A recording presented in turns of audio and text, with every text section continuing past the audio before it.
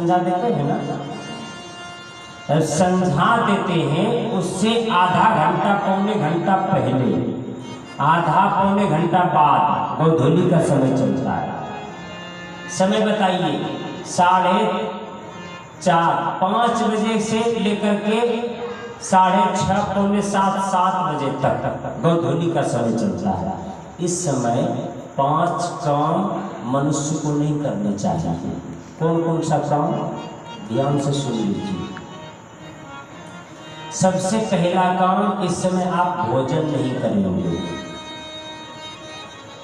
हाँ, संझा देने के आधे घंटा पहले, पौने घंटा पहले, आधे पौने घंटा बाद भोजन नहीं करेंगे। भोजन करेंगे ना तो पेट में भयंकर बीमारियां आएंगी, इलाज करते रहेंगे ठीक नहीं होगा।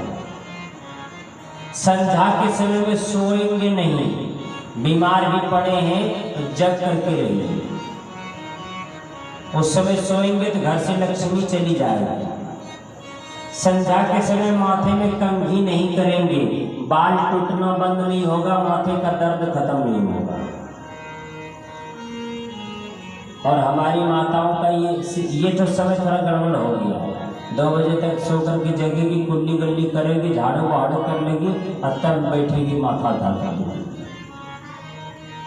ये समय ठीक नहीं। 3 काम। चौथा काम, संझा के समय में, गोधूली के समय में विद्यार्थी को पढ़ना नहीं चाहिए। अच्छे नंबर से पास नहीं करेंगे आप। और संध्या के समय में पति पत्नी का संबंध नहीं होनी चाहिए, नहीं तो नालायक बच्चे का जन्म होता है। बाद में हमारे पास आए थे, बाबा इसके बारे में थोड़ा बताइए। हमने क्या बताएंगे, बच्चा खराब नहीं होता है। हमारे यहाँ 16 संस्कार है। सबसे पहला संस्कार है गर्भाधान संस्कार, ठीक है, ये बहुत जरूरी है करना। सही सलामत करेंगे, बेटा चाहेंगे राम होने के लिए हो जाएगा, बेटा चाहेंगे कृष्ण के लिए हो जाएगा। कल थोड़ा सा व्रत आप लोगों को सुबह बताऊंगा। अच्छा बेटा चाहिए तो अच्छा बेटा देखने में नहीं, ज्ञान में, विचार में अच्छा, कल सुबह बताऊंगा। विधि हुआ क्या, गोधूली के समय में दीदी ने जाकर के कश्यप ऋषि का वस्त्र पकड़ लिया। कश्यप ऋषि ने प्रेम पूरा किया और बोले, प्रिय अब तुम्हारे पेट से नालायक बेटा पैदा होगा। वही बेटा 100 वर्षों पर जन्म हुआ, नाम रखा हिरण्यकश्यप को हिरण्याक्ष। गोधूली के समय बाप महात्मा है, माँ भी महात्मा की पत्नी है। सन्यासी कश्यप ऋषि कोई साधारण महात्मा नहीं है, उनका बेटा है हिरण्यकश्यप को हिरण्याक्ष। हिरण्याक्ष का वध किया भगवान ने। हिरण्यकश्यप को चला गया गौसी तपस्या करने के लिए मंदराचल पर्वत पर, तपस्या करने लगा। तपस्या करने में देवताओं ने बाधा डलवा दिया, गुरु जी को भेजा। सुग्गा बन करके गुरु जी गया और जाकर के विष्णु का नाम सुनाने लगा। तपस्या कर रहा था ब्रह्मा जी का, विष्णु का नाम सुनाया, गुस्सा से घर चला आया। हिरण्यकश्यप की छोटी पत्नी का नाम है कयाधु। कयाधु ने पूछा, महाराज आप तो तपस्या करने गए थे, लौट करके चले आए। बोले कि क्या कहे रे, देवताओं का एक गुरु है बृहस्पति जी महाराज, वो सुग्गा बन करके आ गया। मैं ब्रह्मा जी का तपस्या कर रहा था, वो विष्णु का नाम सुना रहा था। कयाधु को अच्छा लगा। जब हिरण्याक्ष मरा था ना, हिरण्यकश्यप को पता चला, हिरण्यकश्यप को बड़ी क्रोध में आ गया। वैष्णव अरे तुमको तबाह नहीं कर दिया तो हमारा नाम भी हिरण्यकश्यप नहीं। ब्रह्मा का तपस्या करूंगा, ब्रह्मा की तपस्या करके मैं वरदान प्राप्त करूंगा और तब तुम्हारा जीना मैंने दुश्वार नहीं कर दिया, हमारा नाम भी हिरण्यकश्यप है।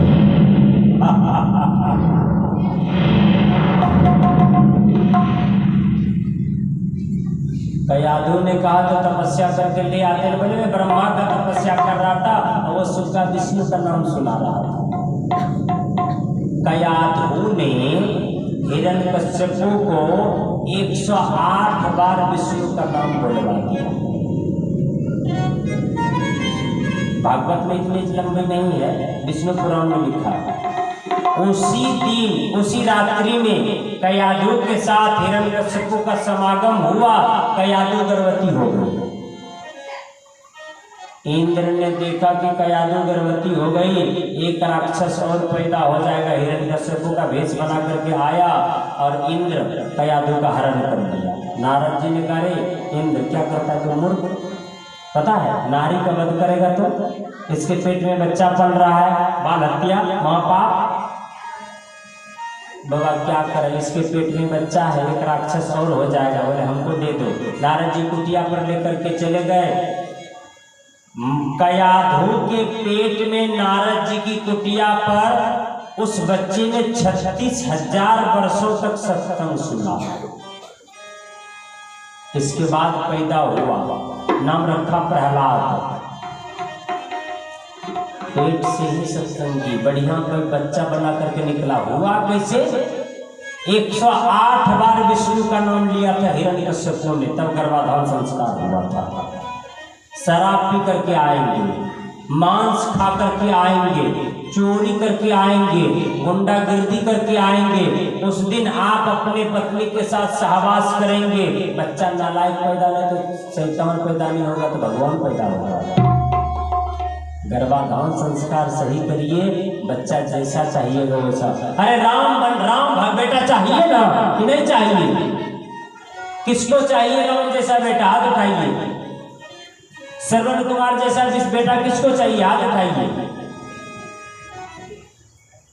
चाहिए ही नहीं। क्यों नहीं चाहिए? नियत ठीक नहीं है। बेटा चाहते हैं कि हमको भगवान के सरीखे बेटा मिले, थोड़ा सा सूत्र बदल दीजिए, हो जाएगा। क्या बदलना है? बेटा चाहिए ना श्रवण कुमार के जैसा सेवा करने वाला? नहीं चाहिए? हाँ चाहिए। नहीं मिलेगा। क्यों नहीं मिलेगा? बेटा अगर श्रवण कुमार से भी अच्छा चाहते हैं, अपने पति को श्रवण कुमार बनने में जीवन बिताने के सहयोग कर दीजिए, बेटा आपका श्रवण कुमार से भी बढ़िया हो जाएगा। पति को बनाएंगे धुंधकारी, या बेटा चाहेंगे श्रवण कुमार, अरे उसको श्रवण कुमार बनने दीजिए ना। माता पिता की सेवा करने में आप जीवन बिता दीजिए ना, उसी के साथ आपका बेटा श्रवण कुमार से भी ढेर अच्छा हो जाएगा। थोड़ा सा सूत्र इसी जगह बदलना है। बेटा नहीं बढ़िया चाहिए, पति को बढ़िया होने दीजिए, माँ पिताजी की सेवा करने दीजिए, हो जाएगा। नहीं करेंगे आप भैया। प्रहलाद 1 नंबर भक्त हो गया।